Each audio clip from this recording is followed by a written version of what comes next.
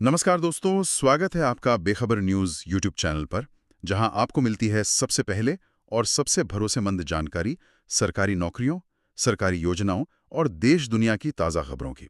अगर आप भी चाहते हैं कि आपको हर ज़रूरी अपडेट सही समय पर मिले, तो अभी चैनल को सब्सक्राइब करें, वीडियो को लाइक करें और अपनी राय कॉमेंट में ज़रूर दें। बेल आइकन दबाना ना भूलें ताकि आप कोई भी महत्वपूर्ण अपडेट मिस न करें। तो चलिए दोस्तों, आज की जानकारी की ओर बढ़ते हैं और जानते हैं वो बातें जो आपको जाननी जरूरी हैं। आज हमारे सामने बॉम्बे हाई कोर्ट की एक भर्ती अधिसूचना है। अब पहली नजर में तो ये एक सामान्य सरकारी नौकरी का विज्ञापन ही लगता है। जी। कुछ पद हैं, कुछ योग्यताएं हैं और आवेदन की तारीख है। लेकिन जब हम इसकी परतों को खोलते हैं तो ये हमें बहुत कुछ बताता है। सही बात है। तो आज हम इसी की गहराई में उतरेंगे। तो चलिए इसे समझना शुरू करते हैं। अधिसूचना में सिपाही, हमाल, फराश जैसे पदों का जिक्र है। अब इससे पहले कि हम संख्याओं में उलझें, ये समझना जरूरी है कि ये पद असल में हैं क्या। ये एक बहुत अच्छा सवाल है, क्योंकि इन नामों से काम का अंदाजा नहीं लगता। सिपाही, हमाल, फराश, देखिए, ये पद किसी भी अदालत के कामकाज की रीढ़ की हड्डी हैं। अच्छा। ये वो लोग हैं जो पक्का करते हैं कि न्याय का पहिया मतलब स्मूथली चलता रहे। तो इनका काम क्या होता है? ठीक ठीक। इनका मुख्य काम फाइलों और जरूरी दस्तावेजों को एक विभाग से दूसरे विभाग तक ले जाना है। जज के चेंबर से लेकर रिकॉर्ड रूम तक। ये कोर्ट रूम को सुनवाई के लिए तैयार करते हैं, व्यवस्था बनाए रखते हैं और जजों और स्टाफ की मदद करते हैं। तो मतलब ये सिर्फ एक एंट्री लेवल की भूमिका नहीं है, बल्कि इससे किसी को भी जुडिशल सिस्टम को बहुत करीब से देखने का मौका मिलता है। बिल्कुल, ये व्यवस्था का एक बहुत ही जरूरी हिस्सा है। और भर्ती का पैमाना भी काफी बड़ा दिख रहा है। मुंबई के लिए करीब 570 पद, नागपुर के लिए 115 और औरंगाबाद के लिए 202। एक साथ इतनी बड़ी भर्ती क्यों? इसके कई कारण हो सकते हैं। एक तो ये कि ऐसी भर्तियां अक्सर कई सालों के बाद आती हैं, तो जो पद खाली होते जाते हैं उनका एक बैकलॉग बन जाता है। अच्छा, तो ये बैकलॉग भरने की कोशिश है। हाँ, एक तो वो। दूसरा, अदालतों पर काम का बोझ भी लगातार बढ़ रहा है, तो सपोर्ट स्टाफ की जरूरत भी बढ़ी है। समझ गया। अब जरा वेतन की बात कर लेते हैं, जो हमेशा एक बड़ा आकर्षण होता है। S3 वेतनमान यानी 16,600 रुपए से लेकर 52,400 रुपए तक, ये कैसा पैकेज माना जाएगा? देखिए, ये S3 वेतनमान ग्रुप डी पदों के लिए महाराष्ट्र में एक स्टैंडर्ड शुरुआती सैलरी है। अगर आप इसकी तुलना प्राइवेट सेक्टर की शुरुआती नौकरियों से करेंगे तो शायद ये कम लगे। हाँ, ये तो है। लेकिन सरकारी नौकरियों को सिर्फ शुरुआती वेतन से नहीं आंका जाता। इसमें नौकरी की सुरक्षा, स्थिरता और समय के साथ मिलने वाले भत्ते, ये सब ज्यादा मायने रखते हैं। सही बात है। लंबी अवधि में ये एक सुरक्षित करियर बन जाता है। जी बिल्कुल। ठीक है। तो अवसर वहां है और पैकेज स्थिर है। अब उस सवाल पर आते हैं जो शायद सबसे ज्यादा लोगों के मन में होगा, कौन आवेदन कर सकता है? चलिए पात्रता को समझते हैं। सबसे पहले शैक्षणिक योग्यता। इसमें लिखा है कम से कम 7वीं कक्षा पास। हाँ, और ये एक बहुत ही महत्वपूर्ण बिंदु है। वो कैसे? न्यूनतम योग्यता सिर्फ 7वीं पास रखने का मतलब है कि सरकार आबादी के एक बहुत बड़े हिस्से के लिए दरवाजे खोल रही है। इससे ये भर्ती अविश्वसनीय रूप से प्रतिस्पर्धी हो जाती है, मतलब लाखों आवेदन आने की उम्मीद है। अच्छा, और आयु सीमा भी काफी उदार है। सामान्य वर्ग के लिए 18 से 38 साल। जी, और आरक्षित वर्गों के लिए तो 43 साल तक। ये उन लोगों को भी मौका देता है जो शायद अपने करियर के बीच में है। लेकिन इसमें कुछ और शर्तें भी हैं जो असल में एक फिल्टर का काम करती हैं। जैसे उम्मीदवार का महाराष्ट्र राज्य का अधिवासी यानी डोमिसाइल होना जरूरी है। हाँ, इसका बहुत बड़ा प्रभाव पड़ता है। क्या प्रभाव पड़ता है? ये शर्त पक्का करती है कि भर्ती मुख्य रूप से महाराष्ट्र के निवासियों के लिए ही है। ये राज्य सरकार की नौकरियों में एक आम नियम है, ताकि स्थानीय लोगों को प्राथमिकता मिले। जी। इसका मतलब है कि अगर कोई दूसरे राज्य से है तो वो चाहे कितना भी योग्य क्यों ना हो, वो आवेदन नहीं कर सकता। बिल्कुल। और एक और दिलचस्प नियम है, छोटे परिवार का घोषणा पत्र। इसे जरा आसान शब्दों में समझाइए। ये महाराष्ट्र नागरिक सेवा नियम 2005 का हिस्सा है।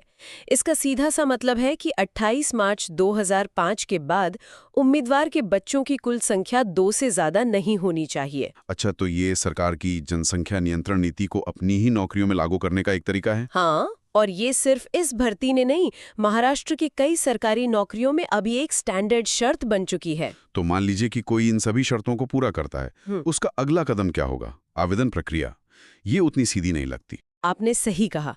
प्रक्रिया में एक दिलचस्प कदम है। आवेदन फॉर्म भरने से पहले उम्मीदवार को 1,000 रुपए का परीक्षा शुल्क SBI कलेक्ट के माध्यम से ऑनलाइन जमा करना होगा। 1,000 रुपए हैं।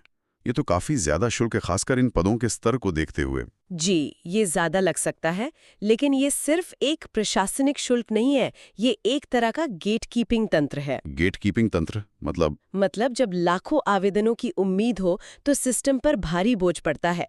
इतनी बड़ी राशि ये सुनिश्चित करती है कि केवल गंभीर उम्मीदवार ही आगे बढ़ें। अच्छा, जो लोग सिर्फ यूं ही फॉर्म भर देते हैं वे शायद इस फीस को देखकर रुक जाएंगे। बिल्कुल, ये एक आम रणनीति है। तो भुगतान के बाद एक रेफरेंस नंबर मिलता है और फिर फॉर्म भरा जाता है। यहाँ भी एक बड़ा फैसला लेना होता है, मुंबई, नागपुर या औरंगाबाद में से किसी एक को चुनना। हाँ, और ये एक बहुत ही स्ट्रेटेजिक चुनाव है। वो कैसे? देखिए, कुछ लोग मुंबई चुनेंगे क्योंकि वहाँ पद सबसे ज्यादा हैं, 570, लेकिन वहीं कंपटीशन भी सबसे ज्यादा होगा। हाँ, और रहने का खर्चा भी।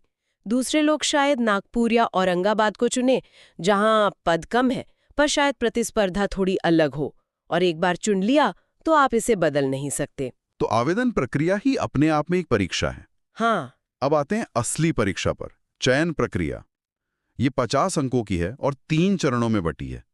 पहला चरण है 30 अंकों की लिखित परीक्षा। जी, और ये पहला बड़ा फिल्टर है। इसमें ऑब्जेक्टिव टाइप के प्रश्न होंगे। किस तरह के प्रश्न हो सकते हैं? आमतौर पर इसमें general knowledge, basic maths, reasoning और मराठी भाषा के सवाल हो सकते हैं।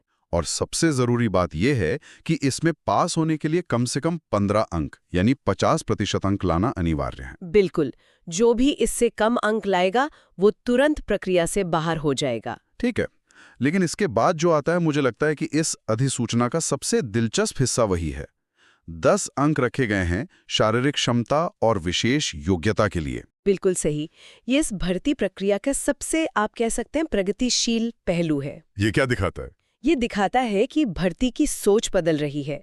पारंपरिक रूप से इन नौकरियों के लिए सिर्फ किताबी ज्ञान देखा जाता था, लेकिन यहाँ 10 अंक उन प्रैक्टिकल स्किल्स के लिए रखे गए हैं जिनकी रोजमर्रा के काम में जरूरत पड़ती है। और ये कौन-कौन से कौशल हैं? सूची काफी व्यवहारिक है। प्लम्बिंग, गार्डनिंग मतलब बागवानी, खाना पकाना, इलेक्ट्रिशियन का काम और कंप्यूटर का बेसिक ज्ञान। ये तो वाकई एक बड़ा बदलाव है। सोचिए, एक हाई कोर्ट की इमारत कितनी बड़ी होती है। अगर वहाँ के स्टाफ में ही कोई प्लम्बिंग या बिजली का छोटा-मोटा काम कर सकता है तो इससे समय और पैसा दोनों बचता है। सही बात है। और कंप्यूटर का ज्ञान तो आज हर जगह जरूरी है। जी, तो ये सिर्फ एक टेस्ट नहीं है, ये इस बात का संकेत है कि अदालत अब सिर्फ न्यूनतम योग्यता वाले उम्मीदवार नहीं बल्कि प्रैक्टिकल प्रॉब्लम सॉल्वर चाहती है। इसके बाद तीसरा चरण है 10 अंकों का साक्षात्कार। इसमें क्या परखा जाता होगा? साक्षात्कार में उम्मीदवार का व्यक्तित्व, उसका व्यवहार, बात करने का तरीका अच्छा, और काम के प्रति उसकी गंभीरता को परखा जाता है। अच्छा, क्या वो व्यक्ति भरोसेमंद है? क्या वो दबाव में काम कर सकता है? जी। न्यायिक जैसे संवेदनशील माहौल में उम्मीदवार का स्वभाव बहुत मायने रखता है। तो अंतिम मेरिट लिस्ट इन तीनों के आधार पर बनेगी। लिखित परीक्षा के 30, विशेष योग्यता के 10 और साक्षात्कार के 10, कुल 50 अंक। जी हाँ। प्रक्रिया काफी स्पष्ट है। साक्षात्कार के लिए बुलाए जाने पर दस्तावेजों की भी जरूरत पड़ेगी, है ना? हाँ, ये आखिरी चरण है जहां आपको अपने दावों को साबित करना होता है। जैसे जन्म तिथि का प्रमाण, आपकी मार्कशीट, महाराष्ट्र का डोमिसाइल सर्टिफिकेट, जाति प्रमाण पत्र अगर लागू हो, और 2 प्रतिष्ठित व्यक्तियों से मिला चरित्र प्रमाण पत्र। सब कुछ वेरीफाई करने के लिए। जी, ताकि ये पक्का हो सके कि चुना गया उम्मीदवार हर तरह से योग्य है। कुछ और छोटी-छोटी बातें हैं, जैसे मराठी भाषा का ज्ञान अनिवार्य है और चुने गए उम्मीदवार 2 साल के प्रोबेशन पर रहेंगे। हाँ, प्रोबेशन पीरियड एक तरह का मूल्यांकन काल होता है। इस दौरान उम्मीदवार के काम पर नजर रखी जाती है। अगर प्रदर्शन ठीक नहीं है तो सेवा समाप्त भी की जा सकती है। और मराठी भाषा का ज्ञान तो खैर महाराष्ट्र में किसी भी सरकारी नौकरी के लिए जरूरी है ही। बिल्कुल, क्योंकि सारा कामकाज उसी भाषा में होता है। तो चलिए, इतनी सारी गहरी बातचीत के बाद उन श्रोताओं के लिए जो शायद आवेदन करने की सोच रहे हैं, सभी मुख्य बातों को एक बार जल्दी से दोहरा लेते हैं। पद का नाम है सिपाही हमाल फराश। स्थान है बॉम्बे हाईकोर्ट के मुंबई, नागपुर और औरंगाबाद खंडपीठ। न्यूनतम योग्यता है 7वीं कक्षा पास। आयु सीमा सामान्य वर्ग के लिए 18 से 38 वर्ष और आरक्षित वर्ग के लिए 43 वर्ष तक। आवेदन की तारीखें हैं 15 दिसंबर 2025 से 5 जनवरी 2026 तक। आवेदन शुल्क है 1000 रुपए जो ऑनलाइन जमा करना है। विशेष योग्यता टेस्ट और 10 अंकों का साक्षात्कार। इस पूरी प्रक्रिया में जो एक बात सबसे अलग और सोचने लायक है, वो है प्रैक्टिकल स्किल्स को दिया गया महत्व। ये सिर्फ इस एक भर्ती तक सीमित नहीं है, ये एक बड़े बदलाव का संकेत हो सकता है। आप किस बड़े बदलाव की ओर इशारा कर रही हैं? सोचिए, जैसे जैसे ऑटोमेशन और एआई रेगुलर ऑफिस के काम को संभालते जा रहे हैं, सरकारी नौकरियों का स्वरूप भी बदलेगा। सही बात है। भविष्य में शायद सरकार उन लोगों को ज्यादा महत्व देगी जिनके पास ऐसे ठोस व्यावहारिक कौशल हैं जिन्हें आसानी से ऑटोमेट नहीं किया जा सकता। जैसे प्लम्बिंग, इलेक्ट्रिकल काम, बागवानी। बिल्कुल, ये ऐसे काम हैं जिनके लिए इंसान की जरूरत हमेशा रहेगी।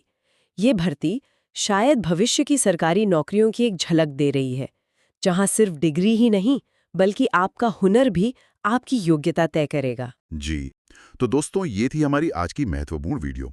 अगर आपको ये वीडियो अच्छी लगी तो लाइक करें और अपने विचार कमेंट बॉक्स में ज़रूर दें। और आने वाली सभी नई नौकरियों की पूरी जानकारी के लिए बेखबर न्यूज़ चैनल को सब्सक्राइब करना ना भूलें। मिलते हैं अगली वीडियो में एक और नई नौकरी की जानकारी के साथ। धन्यवाद।